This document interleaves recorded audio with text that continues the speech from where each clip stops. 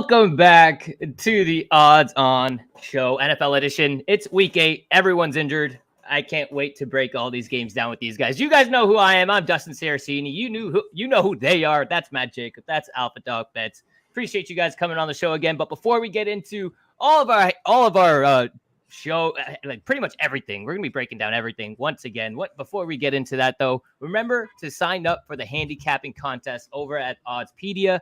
There's a monthly NFL competition. That means if you don't come in the top 20 in 1 month, the slate is clean for the next month, November, December, all the way through January and the Super Bowl. Enjoy. Who doesn't love free money? I know I do. It costs nothing to sign up and over $1,000 prize pool every single month. Fellas, let's get into some headlines, man. We had the Lions. We had KC stake their claim. Did we just see a preview of the Super Bowl? Matt, I'll send it over to you, buddy. Who do you think? I wouldn't be surprised.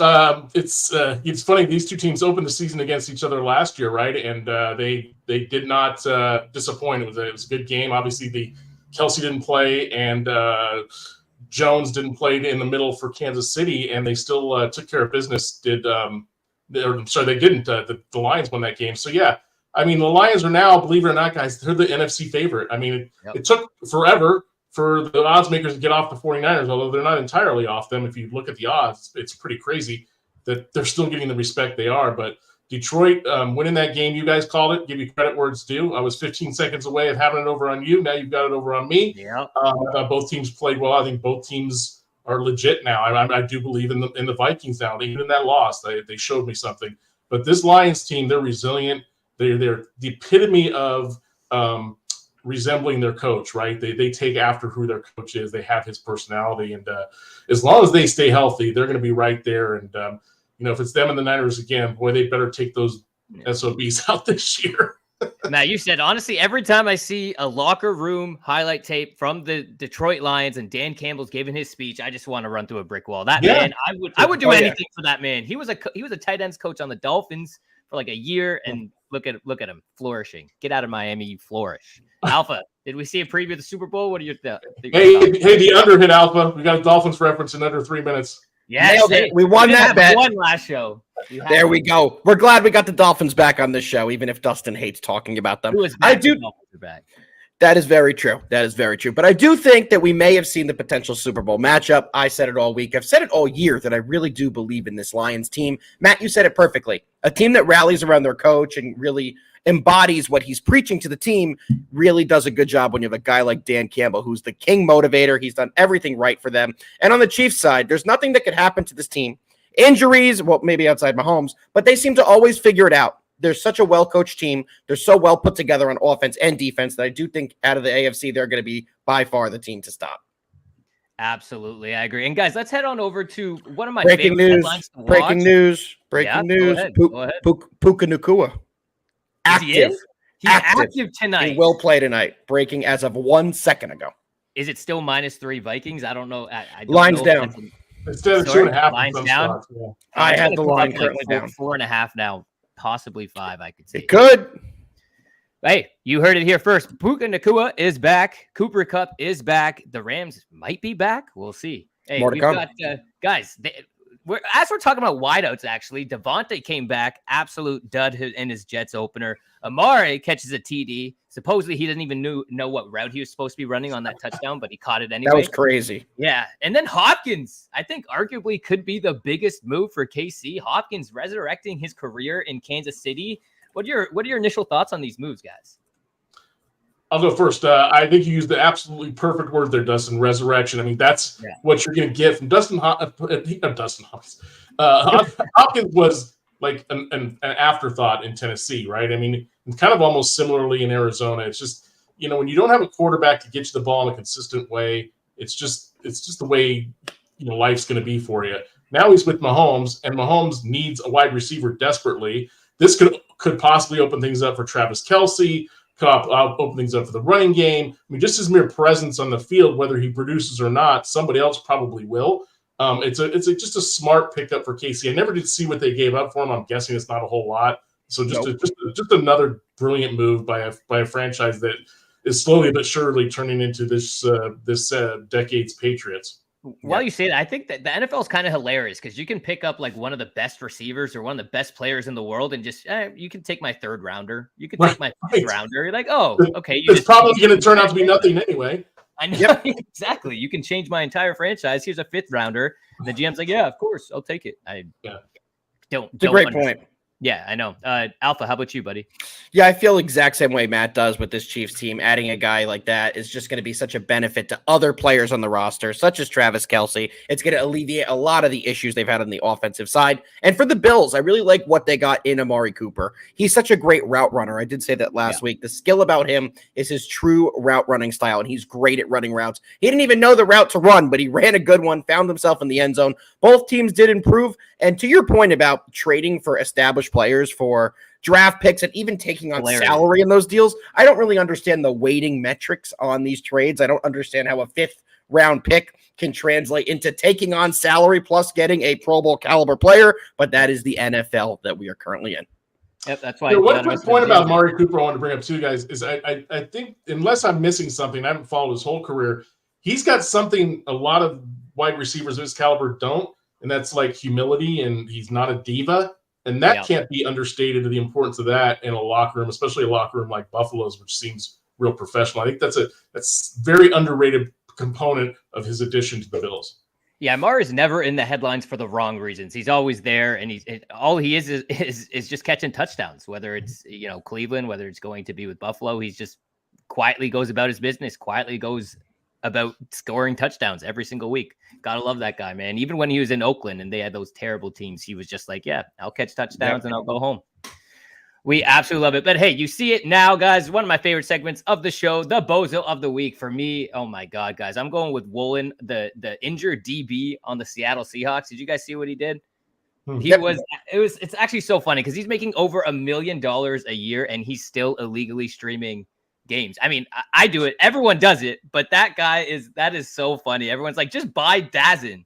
Just buy NFL Red Zone. You make over $1 million a year. That is my Bozo of the Week. I absolutely love it, though. That's a good one.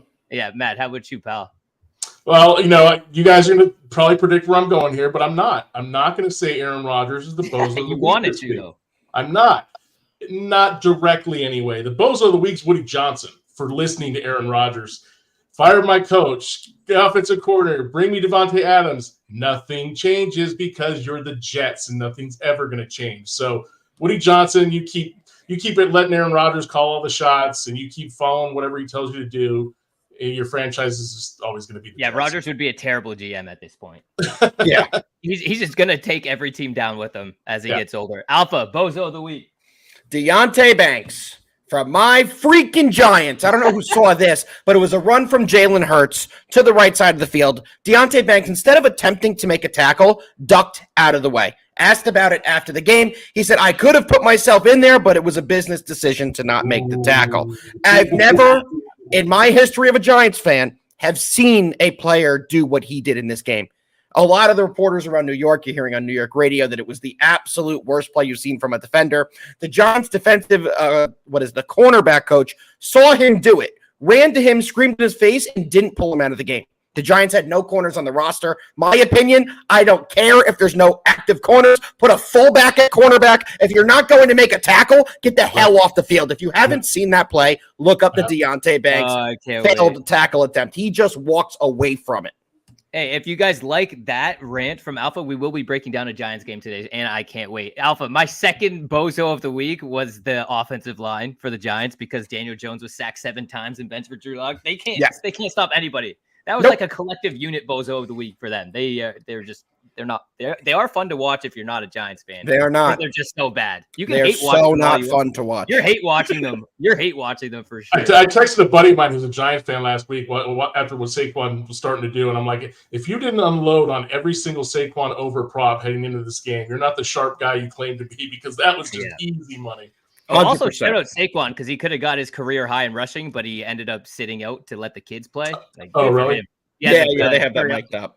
Yeah, Sirianni came up to him. He's like, you're like 15 yards away from your career high in rushing yards. Do you want to go back in? I want you to have it. And Saquon's like, nah, let the guys go back in. Let the second stringers get some. I'll see the Giants again in a few weeks anyway. We'll get it then. Absolutely. Guys, let me tell you how much fun I'm having right now as well. Yeah. Alpha's like, please come back. No way. From Bozos to prime time, fellas, we got the Vikings. You know we got to break these games down. We got the Rams. 76% of bets are on the Vikings at -3. I wonder if that's going to change now that Puka and Cooper are back.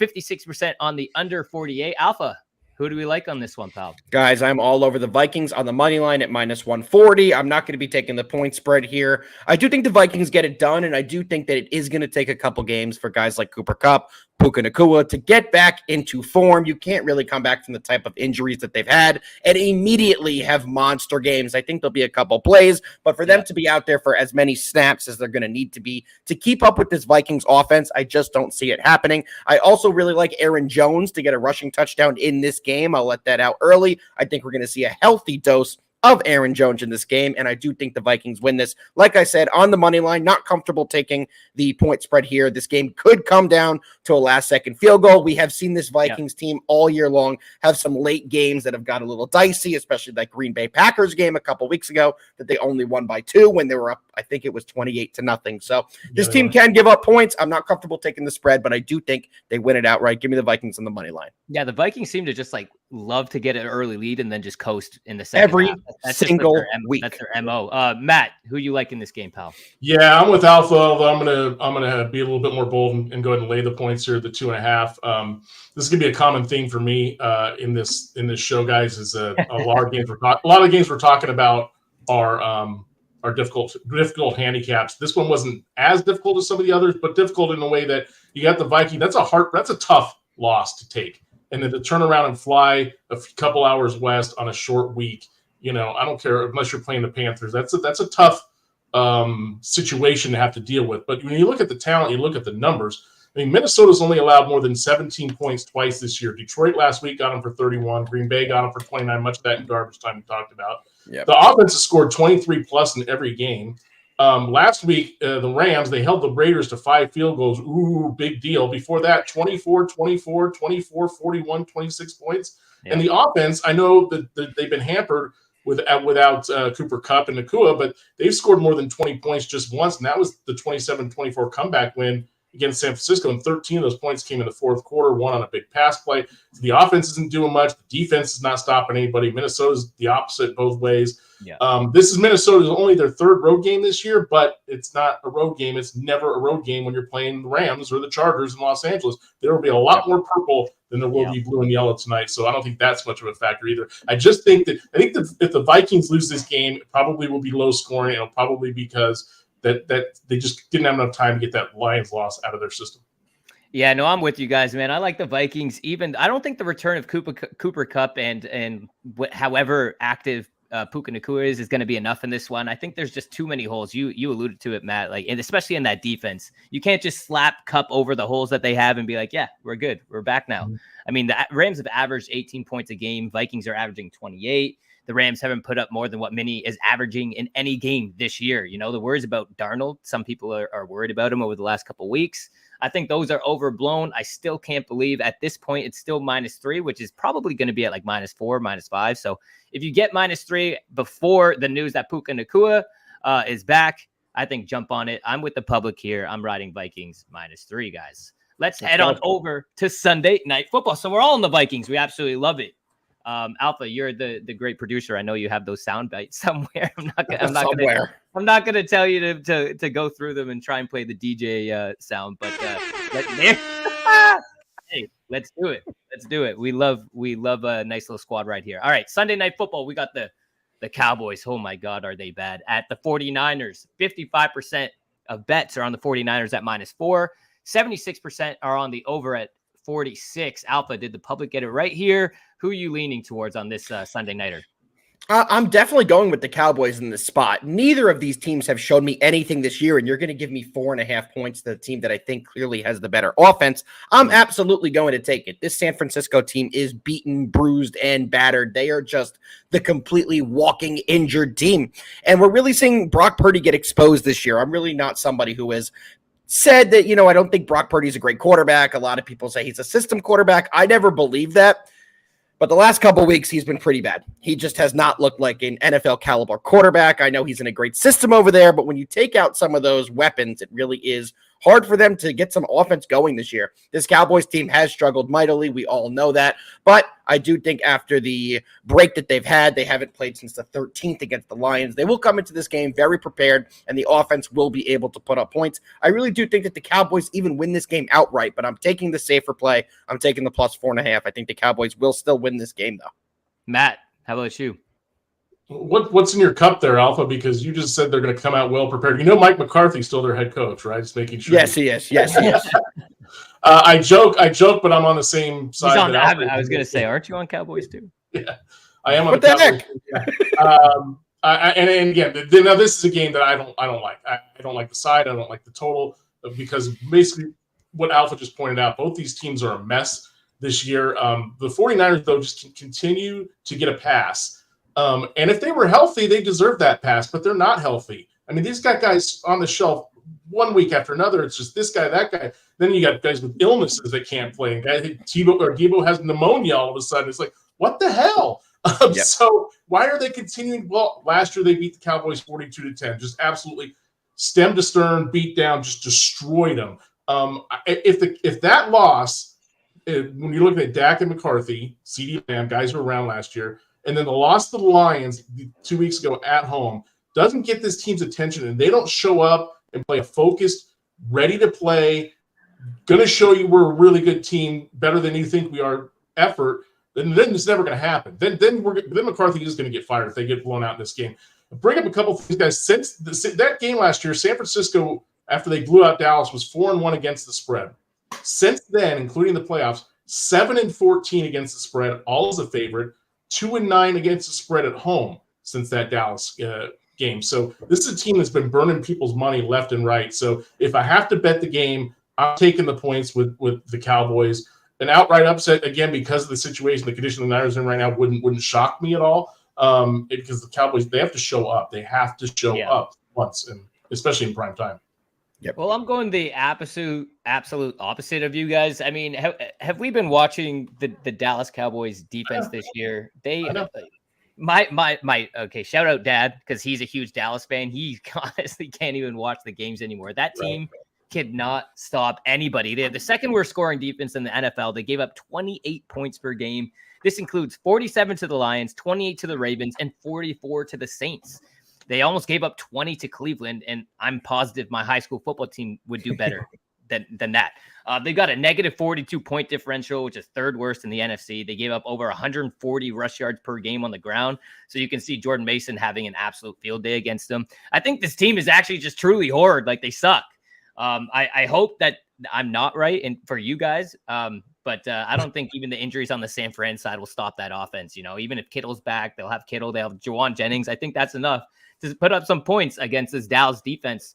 I like the over. I like San Fran -4. I like going against you guys. We'll see how it goes. Where do the Cowboys rank on the Dolphins suck scale? I mean, they're close to the Dolphins. They're both pretty bad. I don't even think you should be comparing two terrible teams like that. But hey, Miami's got Tua back. I'm telling you, the whole season. Here we go. The season Here we safe. go.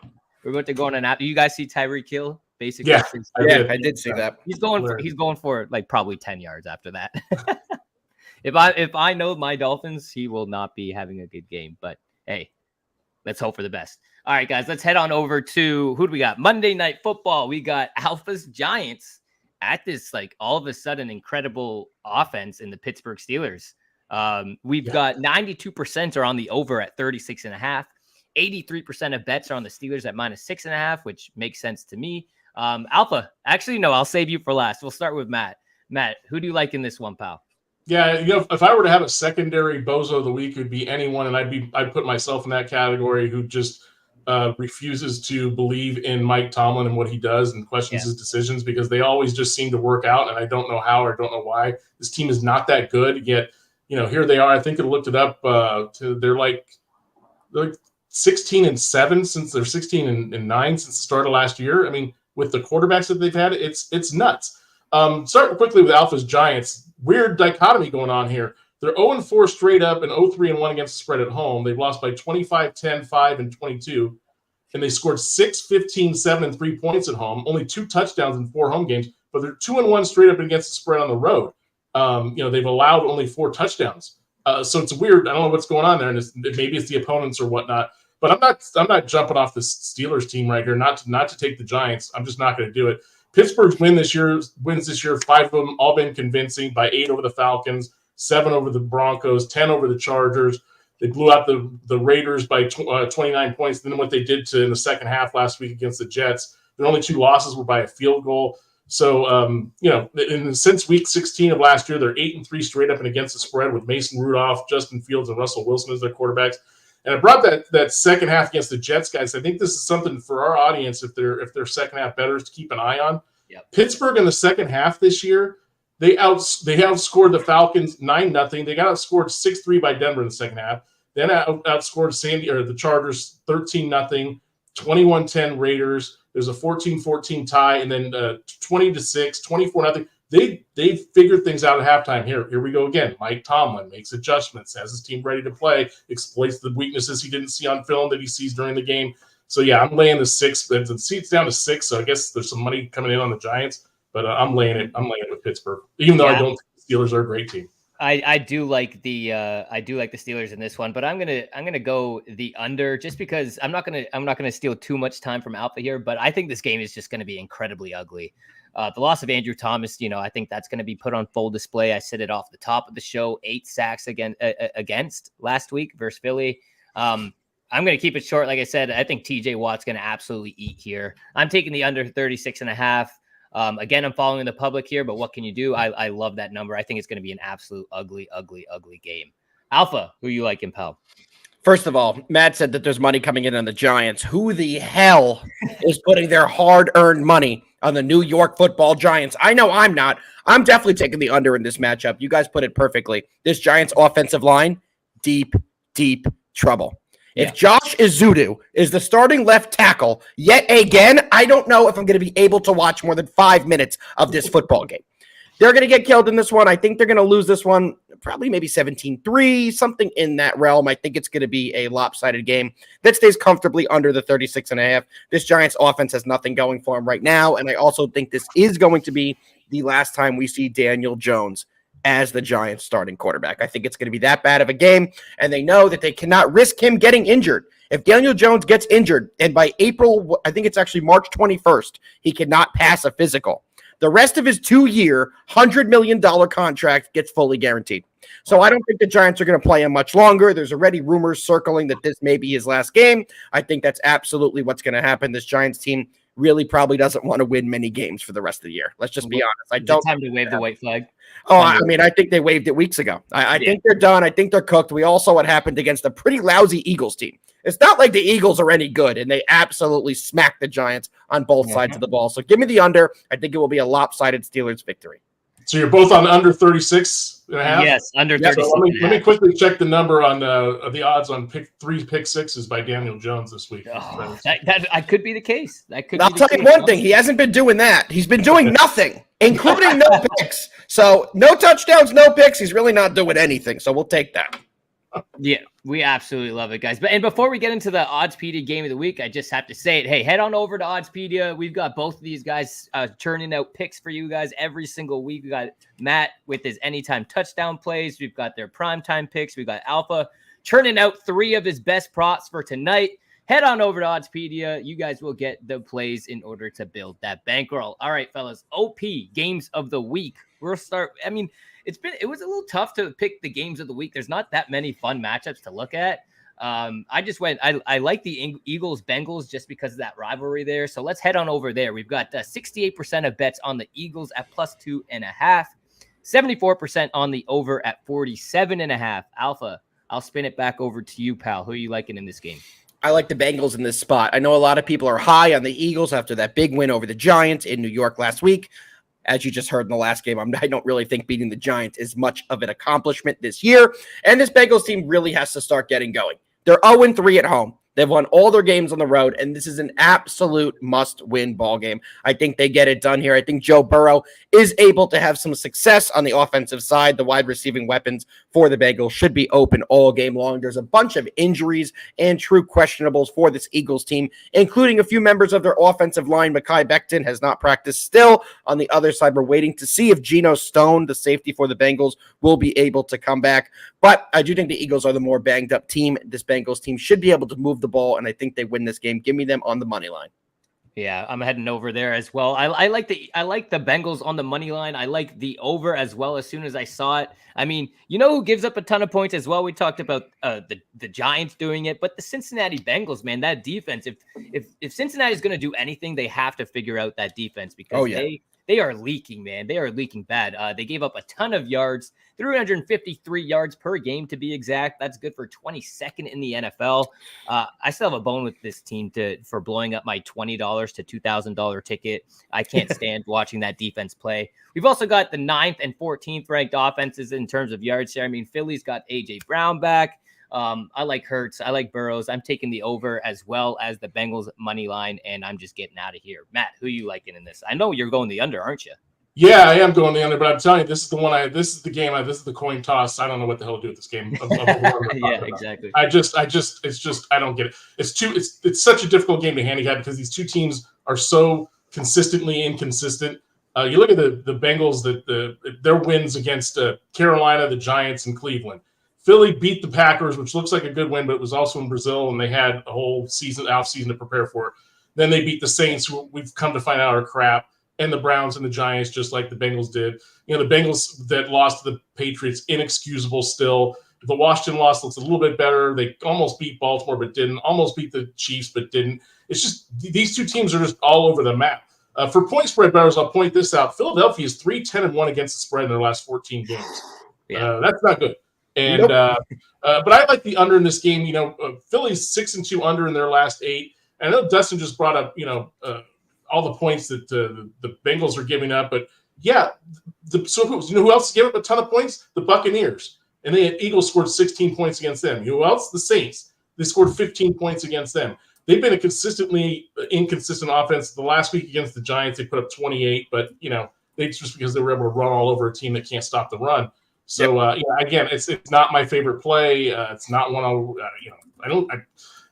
I'm giving it out, so I'm going to stand by it under 48. But I wouldn't run out there and bet the mortgage on either the side of the total on this game if it were me, because it's just a tough game. Yeah, Matt's email when he sent me his picks, he's like, I don't like any of these games, but I'll throw you some picks. I hate these games, but I'll throw you some picks anyway. So take that with a grain of salt. That is a tough, honestly, for what it's worth. The Eagles Bengals, that's a tough game to cap. But yeah. I am rooting for the Bengals, though. I'm back on their bandwagon to win the AFC as a long shot. So I need a 12-step program for that. I'm saying, man, figure out that defense, and they can be somebody. They can do something, but that remains to be seen. All right, last of our OP games of the week, we got Falcons at Bucks. 57% of bets are on Atlanta -2.5, which makes sense after losing Mike Evans, after losing Chris Godwin. And 75% are on the over at 46. Matt, I'll spin it back to you. Who you liking in this one? Yeah, I certainly understand the over situation, given that Tampa Bay's combined points and them and their opponents the last 4 games, 49-66. That was against Atlanta, 78-72. And the Falcons, 50-66 against the Bucks, 58-48. So the over thing makes sense, except for the fact that there's going to be no Mike Evans, there's going to be no Chris Godwin. And the Falcons are outside the comforts of their dome. I'm laying the points here with the Falcons. It's, again, more of a play against Tampa Bay than a play on Atlanta. Tampa Bay easily could have won that game in Atlanta a couple weeks ago, should have won a game, maybe we could argue.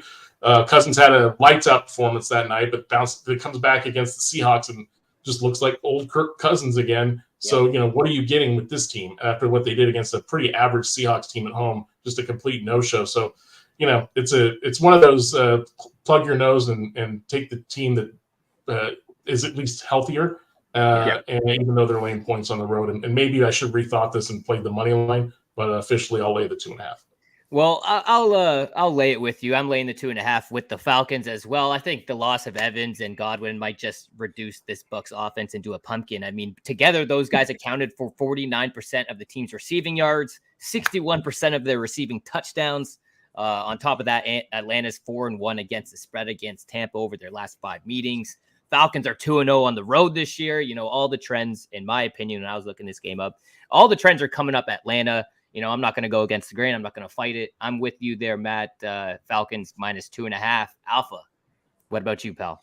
Give me the over, fellas. I know Tampa's pretty banged up, but I don't think this offense is dead quite yet. They still do have some weapons on the offensive side. And guys, this Falcons defense is injured. And they've been doing a pretty lousy job. They just allowed 34 points to Seattle. The week before, they allowed 20 points to Carolina. We just saw these two teams play a few weeks ago, and we saw a 36-30 overtime game. So I really think we're going to see a similar game script. We are going to see a ton of points. I think the Falcons are going to come out throwing. When you take a look at their defense, Justin Simmons, questionable, don't think he goes. Nate Landman, starting linebacker, questionable, don't think he goes either. Troy Anderson, the leading tackler, still questionable. Hamilton, their corner, doubtful. So a lot of their big role players and guys that they need are banged up on defense. I think we're going to see a ton of points here. I think this one sails over the 45.5. I think we see it in the 50s. Give me the over. Yeah, it's tough to hear that if you're a Falcons fan, especially since they spent so much on their defense in the offseason. Yep. They brought in Justin Simmons, they brought in Judon. Did they bring in anybody else? But still, those two guys alone, you know, that should be enough to elevate your defense. Hasn't been the case so far this year. Nope. Agreed. Fellas, before we get into the props, I'm just going to let you guys know, hey, we got 772 of you beautiful people here. If you guys have any props that you love, send them in. We'll talk about them. If you have any fantasy questions, send them in. We'll talk about them. But for now, we will go to props. Again, one of my favorite segments where we round table this bad boy, fire off our 3 best prop plays of the Sunday slate. Like I said, man, if you're in chat, if you got some props, let us know. I'll kick it off, though. I'm going over Josh Allen. I have no idea what the yardage is right now because, honestly, all the props are late this week. I'm not sure why, but you beat me to it. Yeah, exactly. Sorry, what'd you say? You said you beat me to it. Say that there's limited props this week. Yeah, there is. I mean, the injuries, whatever it is, whatever the case may be, the books are scared to post those props this week. But yeah, head on over and might as well just head on over and hit the Josh over passing, whatever this is, because that Buffalo Bills passing game is back with Amari. It's not a coincidence. He logged his first 300+ yard game with him in the lineup. He'll be going up against Seattle, who's prone to playing in shootouts as well. I mean, Seattle's games have totaled 48 points, 60 points, 49 points over the last 3 weeks. And in those games, the QB averaged around 250. They give up an average of 270 on the year, which is first in the NFL. If you don't think Josh Allen is going over his number against the Seattle team with one more week to work with Amari and define his role, I mean, I think Allen's in for one of his best games of the season. Give me Josh Allen. Whatever his passing is, go over. Hit the over. 230. Hit. Oh, my God. 233.5 at DraftKings. Yeah. That was low. That was lower than I thought. Sorry, I was just looking at our chat right now. 233 is Josh Allen's. I think he soars over that. I think it should be at least my price would be 240, 245. Matt, prop of the week. Let us know. Yeah, before I get to my prop of the week, and I don't want to poo-poo your last one, but one thing to consider, Dustin, is they're expecting a lot of rain and brisk winds in Seattle, so that might. That's why we have you on the show. That might be why the number is lower than you think it should be, but he's Josh Allen. He's facing the Seahawks, so anything can happen. One big pass to Amari Cooper, and you're right there. So, my first prop is Jared Goff over 1.5 touchdown passes. It's lowest odds I saw was -125. Obviously, don't like laying points on props, but I think this is a pretty much a walkover prop to win. Goff, believe it or not, only had 1 touchdown in his first 2 weeks over the first 2 games. It was against the Rams. They were shut out because they couldn't do anything in the red zone against the Buccaneers of all teams. Since then, he's thrown 2, 3, and 2 touchdown passes. He's facing a Tennessee pass defense that is actually pretty good against the pass. But let me give you a rundown of their quarterbacks. Caleb Williams in his first game, no touchdowns. They caught Malik Willis because there was no Jordan Love. He had 1 touchdown. They Tyler Huntley of the Dolphins, 0 touchdowns. Aaron Rodgers threw 2 in Tennessee. Joe Flacco threw 2 for the Colts, and Josh Allen last week threw 2. So the quarterbacks are a little bit better, more experienced, as Jared Goff is. You get to that 2 number, which is all we need to get to, and I think that's doable here against Tennessee. Alpha.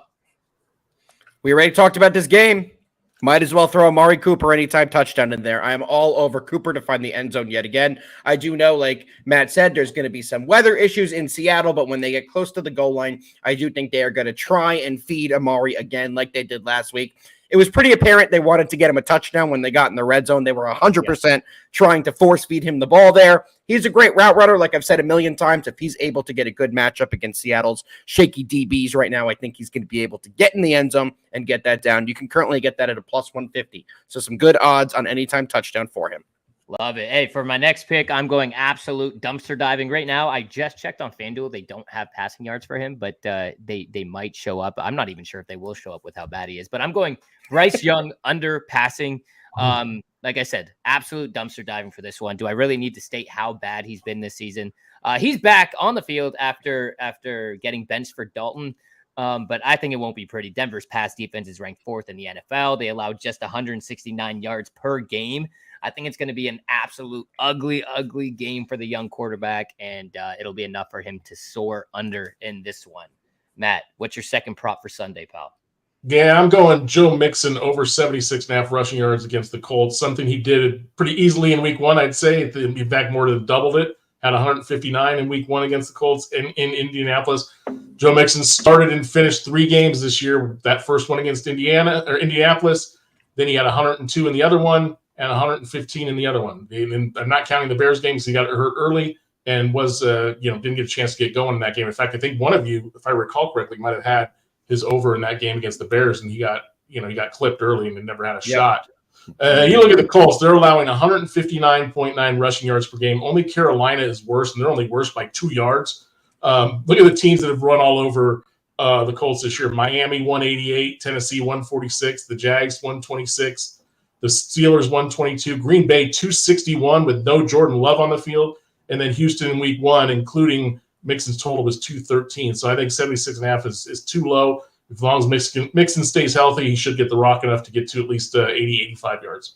Love it. That's good for my fantasy team too. Alpha. All right, so second prop that I'm going with this week, we're going back to the same exact game I was just in, and we're taking Kenneth Walker anytime touchdown, minus 115. Matt said it perfectly. I hate to keep saying that, but you did. The weather issue in this game is really going to affect, I think, the Seahawks side more than the Bills side. The Seahawks will have a heavy run game script, and Kenneth Walker's been near impossible to keep out of the end zone. At minus 115, I definitely think he's going to find it. So that's exactly what we're taking. Kenneth Walker, minus 115, anytime touchdown. That's one of your article plays too. Don't give away too much now. Okay? I'm trying not to. We got to go read them. They got to go read not them. to. Oh, we got 2 articles with Kenneth Walker scoring a touchdown. Yeah, exactly. No Daniel Jones props for you this week, Alpha. I still got one more. You never know in the third one what it could be. Under.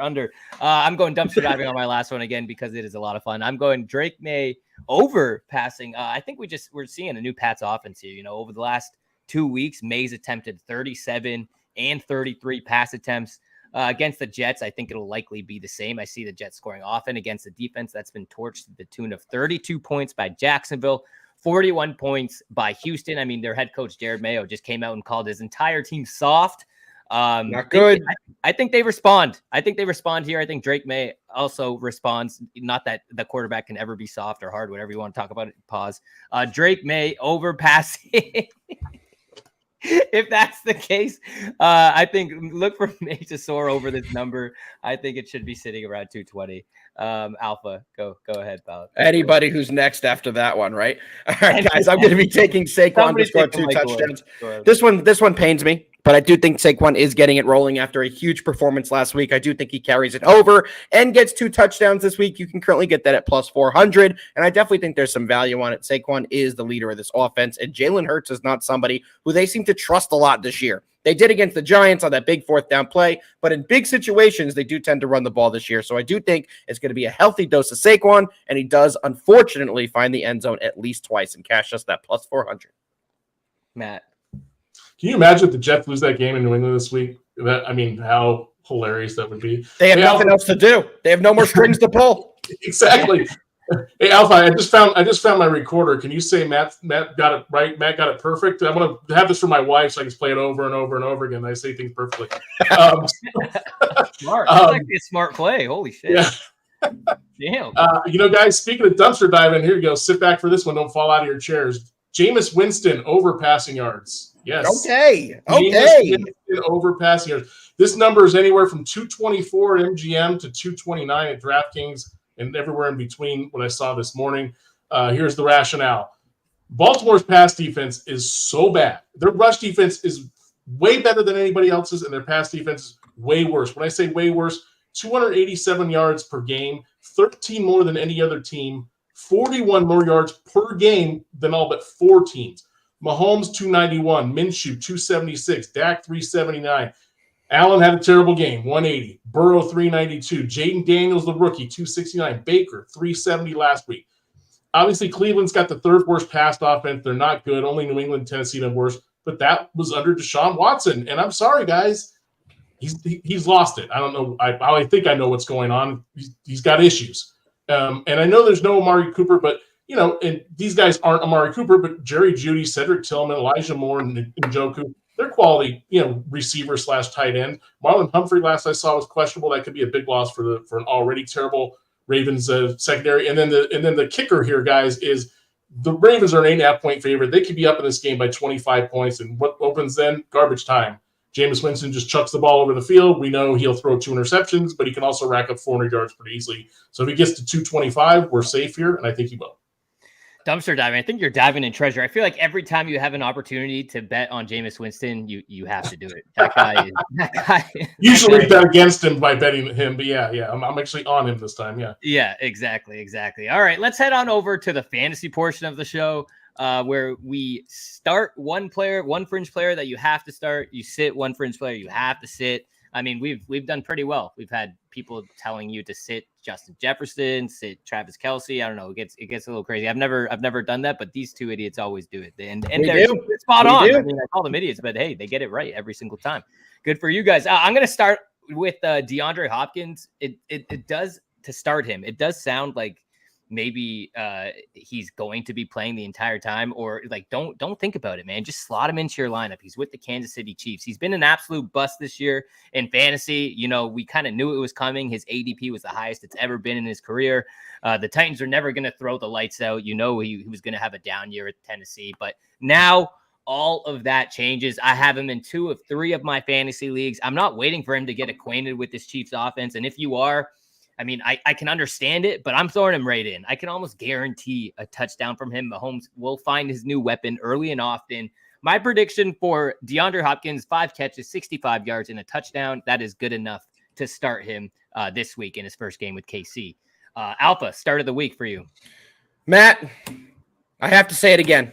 You said everything perfectly, because I'm taking Jerry Jeudy. How did you do that right before I took Jerry Jeudy? You complimented how he's now the number 1 there, and that's exactly what I'm taking. I always look at my fantasy team and take a look at what I want to play, and before the show looked at it, and I do believe Jerry Jeudy's going to have a breakout week. He's done nothing this year with Deshaun Watson back there, but unfortunately for Deshaun, he'll not be back there anymore. So now we get to see a whole new offense, a whole new style. And I think Jerry Jeudy's really going to excel with Jameis back there. So give me Jerry Jeudy. That's my official start for this week. Jeudy was actually my wide receiver 3 for the first couple of weeks because he actually was getting his target share. There was volume there for him, and I think he was catching like 5 catches a game for like 60, 70 yards, something like that. That's just serviceable for a wide receiver 3. But now that Mari's gone, we got Jameson. I absolutely love that play. Get Jeudy slotted into your lineups for this week. Matt, start of the week. Start of the week is a little bit of a sneak preview of my Sunday anytime touchdown prop article that you guys will see coming up here this weekend, and that is Javonte Williams, Denver's running back. Start him. He had 88 yards and 2 touchdowns against the Saints last week. The Saints give up 146.7 rushing yards per game, which is 29th, 9 rushing TDs, which is tied for 30th. Well, Javonte Williams this week is facing the Carolina Panthers. We give up 162 rushing yards per game, which is 32nd. 13 rushing TDs, which is not only dead last, is 3 more than any team in the NFL has given up on the ground. So, yeah, he's not a big name. This is sort of a dark horse play. I like Javonte Williams. As long as Bo Nix doesn't steal things at the goal line, I think you're going to get a touchdown out of him. And I think he might even be closing in on 100 yards if he gets the rock enough. And I don't see why Sean Payton wouldn't give it to him. Agree. That's a great start. I really love it. Let's head on over to our sit of the week. Alpha, before I play mine, I'll let you go, pal. Who sit of the week spotting on your bench? Tyreek Hill. I don't believe he's going to have a massive game. I know he just came out and said, I'm going to torch the opposition. I don't buy it. It's going to take a little bit. Tua's been out. It's going to take some time for him to get back, and I think we're going to see a heavy dose of Devon Achane this weekend. I think it's going to be a running game script for the Dolphins. They're not going to want Tua to come back, take a ton of hits. They're going to want him to get slowly back into the fold, and because of that, I'm all over sitting him and starting, like I said, Jerry Jeudy. So who would have thought Jerry Jeudy with no Watson, in my opinion, should start over a guy like Tyreek Hill? But that's exactly what we're doing. Another bold take this week. We absolutely love the bold takes. I mean, for what it's worth, the Dolphins have hurt me way too many times. I think Tyreek, I joked about it before the show started that he's going to get probably 10 yards. I'm fading the Dolphins this week. I kind of think the Arizona Cardinals have something going this week. But other than that, I'm not touching the Dolphins game. Let's head over to my sit of the week. I'm sitting that entire backfield for the Commanders. Eckler, Robinson. I mean, with Jaden Daniels potentially out, you better believe a strong defense in the Bears is looking to stack the box against this Commanders rushing offense. Chicago's 11th best rushing defense could already keep them in check, but with Daniels potentially out, I'm not sure if they ruled him out with his rib injury yet. But if he is out, don't expect a big day from either of these guys. I told you to start Austin Eckler last week against Carolina. They put up 40 points, and he put up an absolute dud. So he's so bad. I think Daniel starts. Yeah, I mean, if you're putting up 40 points, you like that for him to do something as a running back. But damn, he's had a rough year. But yeah, that's my sit of the week. I'm definitely sitting Eckler.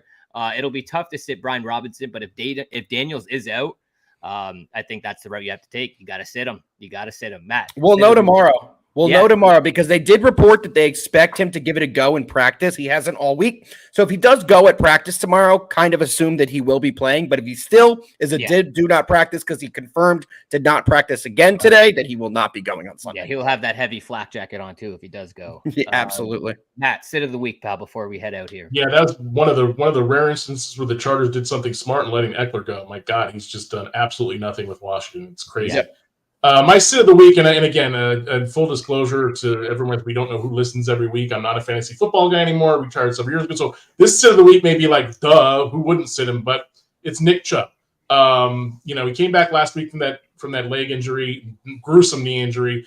He had a team-high 11 carries, but only 22 yards. He got in the end zone, which was pretty cool for him. But we talked about this earlier. The Ravens can't stop the pass, and they don't let anybody run against them. 68.4 rushing yards per game, guys. Minnesota's second, 80 rushing yards per game. So 12 rushing yards per game fewer. They don't allow anybody to get going. 3.26 yards per carry. They have given up 6 rushing touchdowns. So maybe Chubb can get in there like he did last week. But again, 1 touchdown and 22 yards last week isn't getting you a lot of fantasy points. So again, maybe. But I also saw Ford isn't supposed to play. So I think Chubb will be on the field. So he is a guy that someone would consider starting this week if it was against any other defense. Agreed. So we've got sit Tyreek Hill. We have sit Nick Chubb. Am I hearing this right? That's right.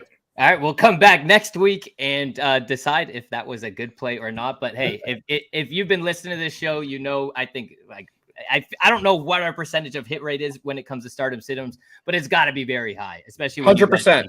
It's 100%. 100%. It's 100%, especially when you guys make those bold predictions. I'm telling you. Except for that Justin Jefferson thing that someone here said once. Ooh, yeah, I don't know who that was. He did catch 1 touchdown that week, but he honestly didn't do anything afterwards. He didn't do anything afterwards. But hey, sit Tyreek. Sit all these. If you're listening, just listen to us. Just listen to us. But I appreciate you guys. Sit Tyreek. Sit Nick Chubb this week. That just about does it for week 8. Thank you so much for tuning in, showing love. I think there's close to 1,000 of you in here. We absolutely love it. Thank you guys for coming along on this journey with us all season long. We'll be back next week, same time. Actually, no, this was a late afternoon. We'll be back at our usual slot, 1 p.m.